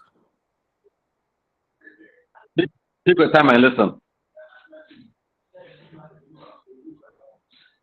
The point I'm making is that imagery become concrete when we move the abstract things into concrete things. So God is an abstract entity. If I compare God to a concrete entity, that becomes the imagery, the metaphor. The human being is not sweet.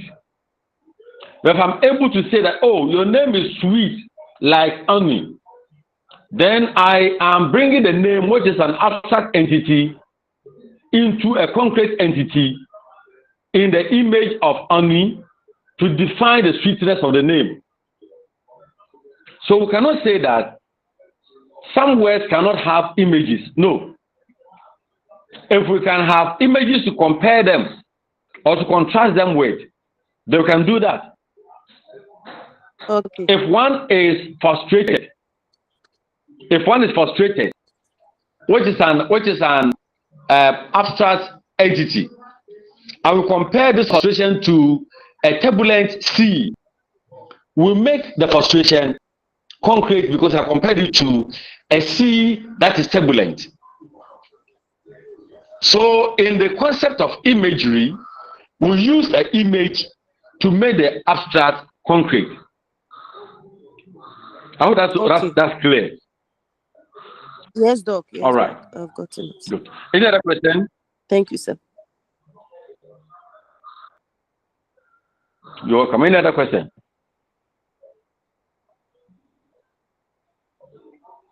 All right. If there are no questions, then let's continue to look at types of imagery.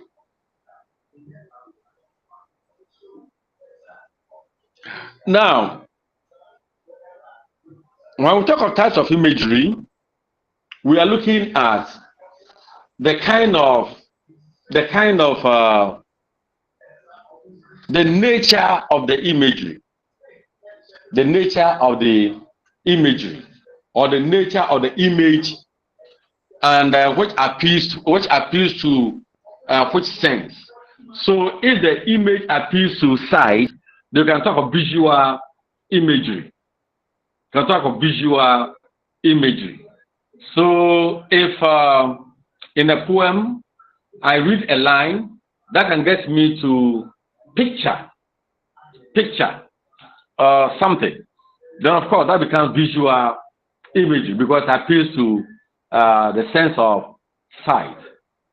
So, for example, if you look at the clouds, I would say that the clouds are formed. They are formed. The weather is so dark. Then we can describe it as the clouds were low and hairy, like locks blown forward in the gleam of eyes. Now, the idea of the clouds being low and hairy, we know what a hairy thing is. It quickly appeals to the sense of sight. So it becomes a visual imagery. Now, if you go to the temperate zones, UK, US, the southern part of Africa, you will see ice. So when ice form on trees. At a point in time, the ice starts falling down like crystals.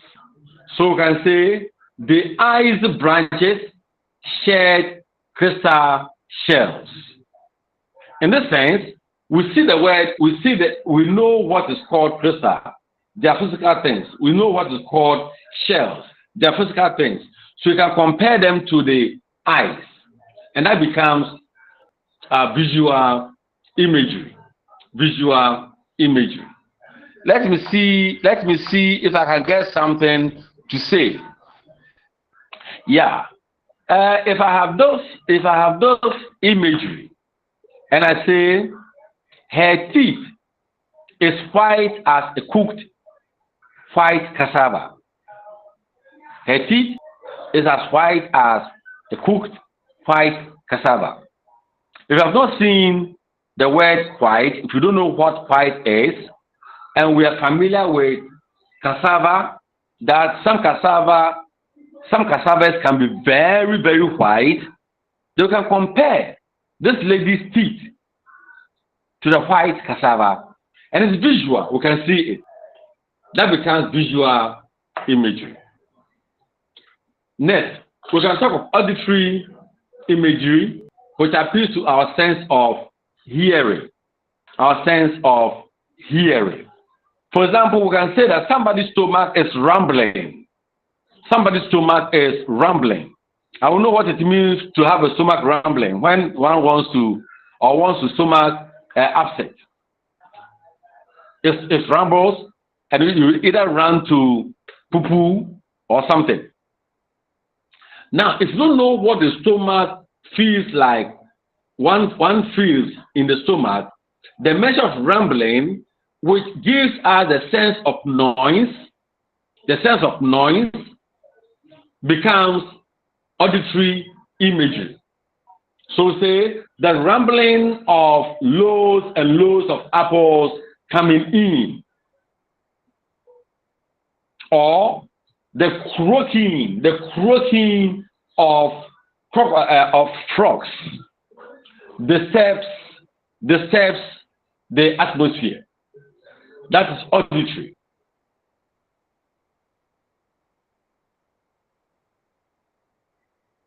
Sometimes trees roar, crack, etc. So you can say the roar of trees, the crack of branches, and the beating on the box is annoying enough. These, of course, become auditory imagery. Auditory imagery. We can also look at imagery that appeals to the sense of smile, called olfactory imagery. OLFACTORY. Olfactory imagery. And we have the sticks of wood, sweet-scented stuff. The sticks of wood, sweet-scented stuff. Of course, the scented elements there show that it appeals to a sense of smell and it's sweet. To a young wretch, the boy takes the tree and heads home smelling green. Smelling green. The word smelling there is our imagery of olfactory or olfactory imagery. Olfactory imagery. Right. Then gustatory. Gustatory means appeals to a sense of taste. Taste. This. Gustatory. GUSTATORY imagery. Appeals to our sense of taste. So we can talk of the walking boots.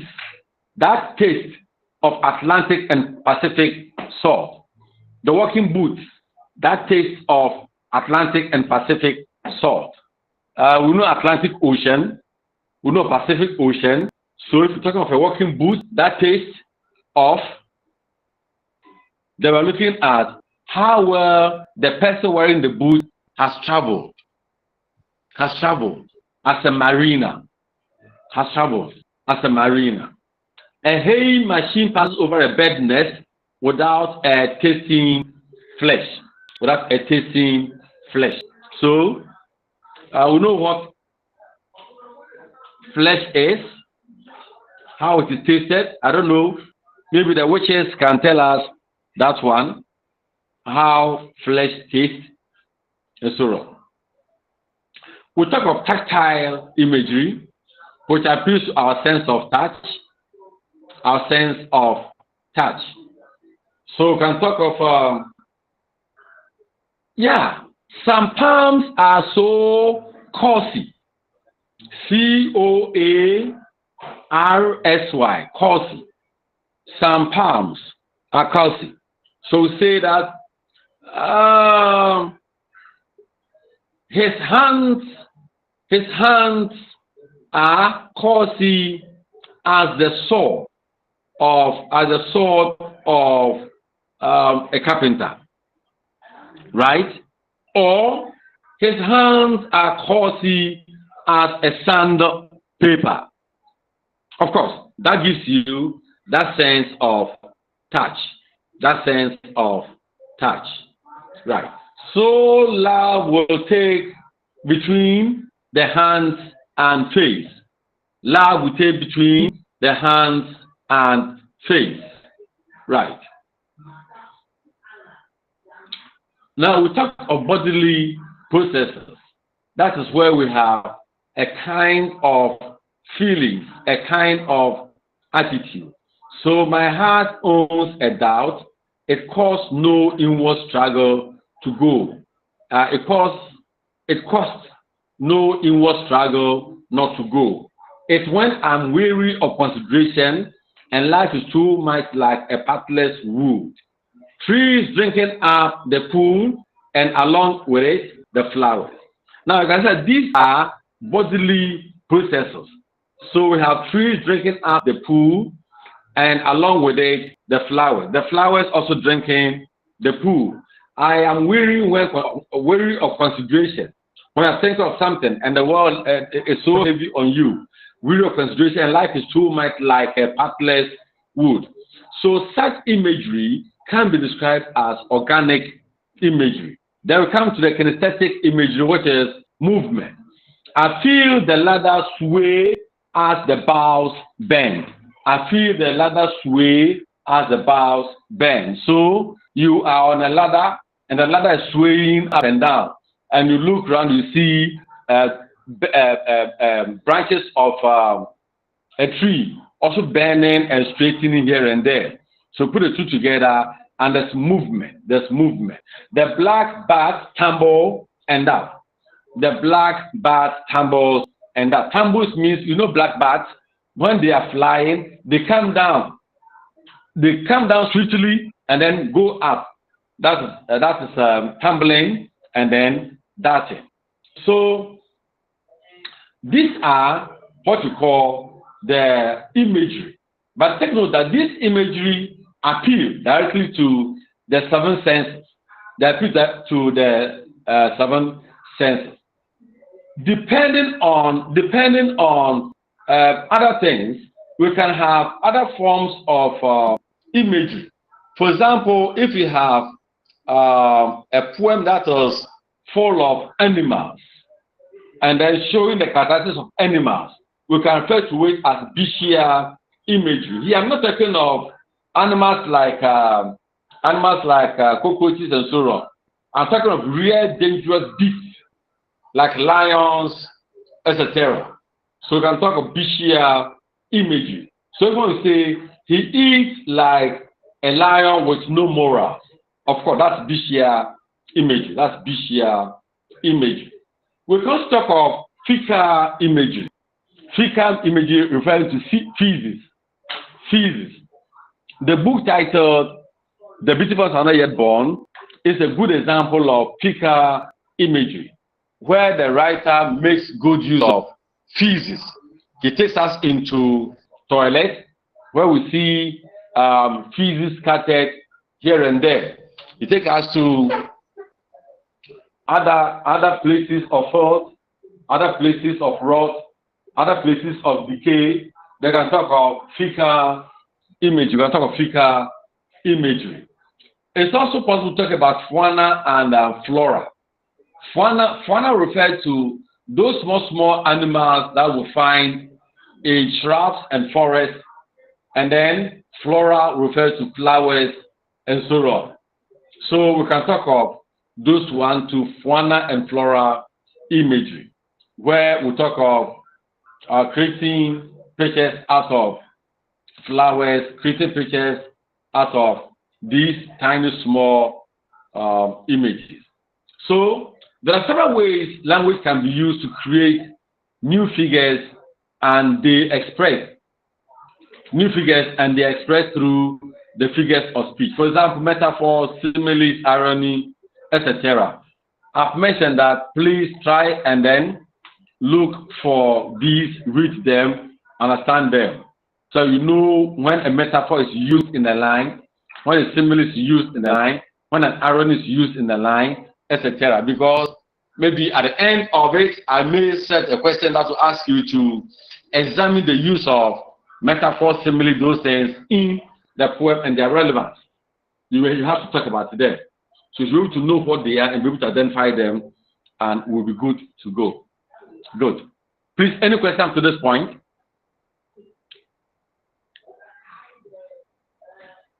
Any questions to this point?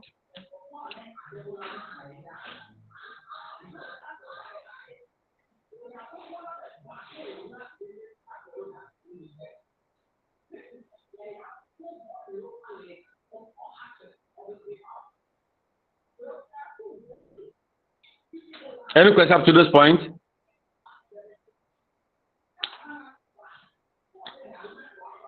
No, sir. All right. So we are summarizing what we have done. We summarize what we've done, and we'll say that we have said our main concern has been on imagery.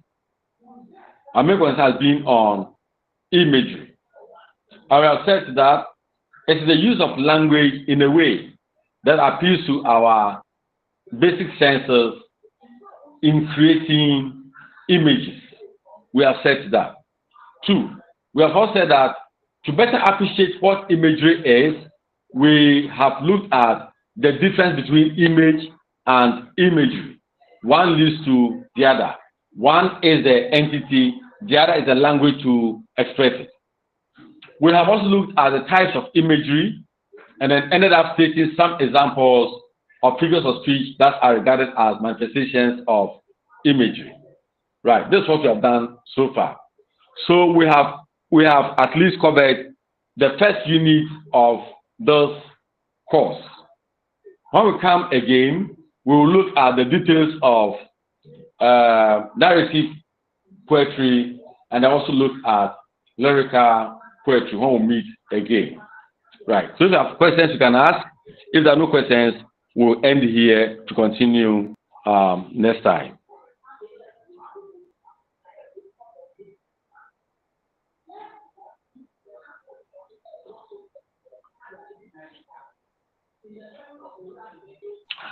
All right. Then good morning. Have a beautiful weekend. Thank you, Doc. Thank you, sir. You too. You're welcome.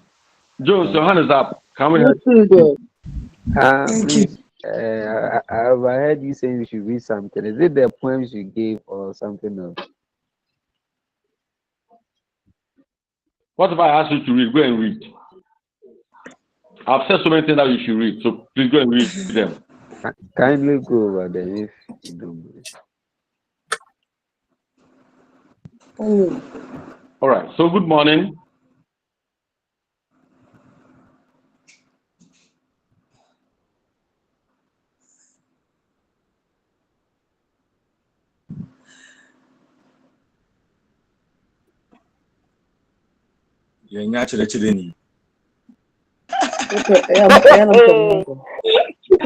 Students are not able to talk.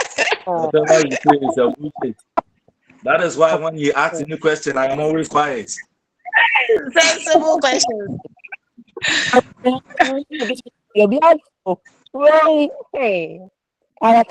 he's a lovely man. Oh. Maybe I don't know why. He's a lovely man. Very jovial. It's recording. It's recording. Oh, okay. Oh, I see. But when he speaks, he doesn't want anyone to challenge all this thing at all. Even at all, if you make him to answer questions, he doesn't want like that. Why? Is that how everything? Or is that a good lecture should be placed? This program we are it's too much. It's too much. It is an online thing. Some of us will have a challenge. So whenever you speak, it does not necessarily mean we are to listen to everything.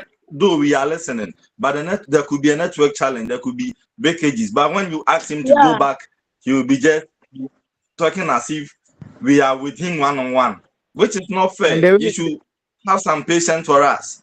I don't know if there's a course rep for this. You should take this matter on and send it to you. The way he even react to people is very, very, very, very unprofessional. It's very bad. We are not kids. We are grown up. We are adults. Is that the way to relate to? I'm even let me put it here. But he's a lovely man. He just, I don't know why today. Please. When you are with him, you will laugh and he'll make you, I don't know why today his behavior was. He has an enmity with us. A lovely man. He's not a lovely man anymore at all because I can't see him as a lovely man. Let's pray. Let's hope that he changes. Okay. No, this must be addressed. It must be addressed. You should address it. I don't know who is talking. If you don't address this, it will go on. It should be addressed. Yes. Please listen to this. This is an in fact, you will not like it at all. Some of us will write about him. In fact, you will not like it. In fact, it has to be addressed. So Is that maybe our when course he reps took us can through take it up. pro-friction and the rest, this was the same attitude he put up. And he's He meeting taught up you of this pro-fiction. poetry thing too, and he's just putting up the same thing. He He can't change. taught you pro-fiction. He taught you Yeah. pro-fiction. Yeah, he taught us the prescription. How come his attitude has changed? Like that, too, madam. It is not something which has changed. He was like that. Then maybe my encounter was not that much. Probably that was why I saw him to be a nice person. Maybe. To hammer on this very severely in the sense that at times when he meets us and then the way manner he do to us is very, very, very abnormal. Therefore, please address it very well to him so that you know it. And the course reps should do that.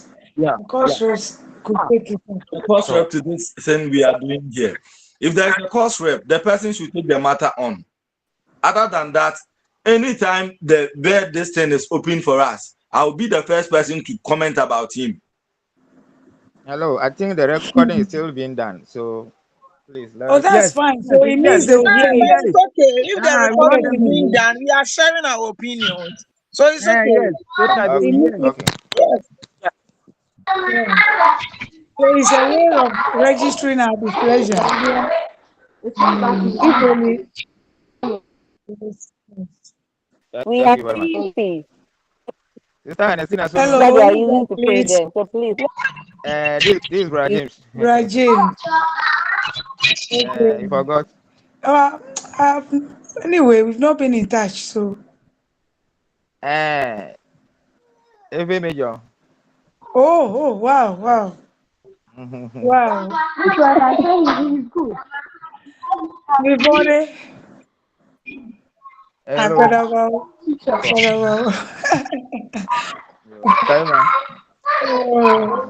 Okay, come here, Dogo.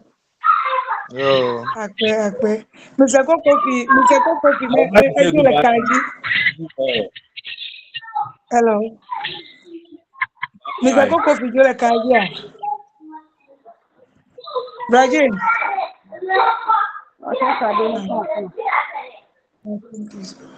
Yo, my brothers and sisters, have a wonderful weekend.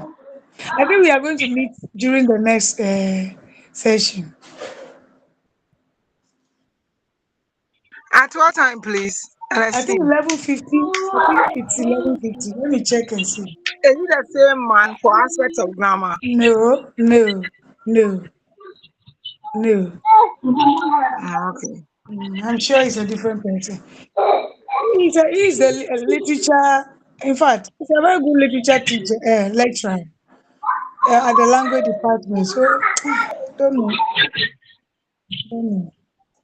Maybe you see, he's teaching us poetry, and poetry is emotional. So he's trying to bring out the Oh, emotional. so no. When he started, who provoked him? No one provoked him. He wants You were to be immersed provoked in before the you course. show your emotion. You were to. If no one provoked you, why emotions? My dear, he wants you to be immersed in the course. So get immersed. Have you seen how he has got us into it? So maybe it could be strategic.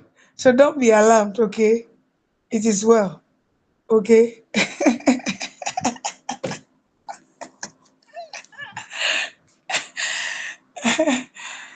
All right, my dear sister. So we shall meet again. Yeah, we shall meet again, Ernestine. Bye. Yeah, God be with us. Okay. Bye. Bye.